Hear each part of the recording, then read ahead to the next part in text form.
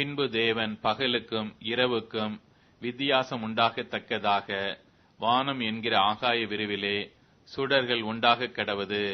அவைகள் அடையாளங்களுக்காகவும் காலங்களையும் நாட்களையும் வருஷங்களையும் குறிக்கிறதற்காகவும் இருக்க கடவது என்றார்.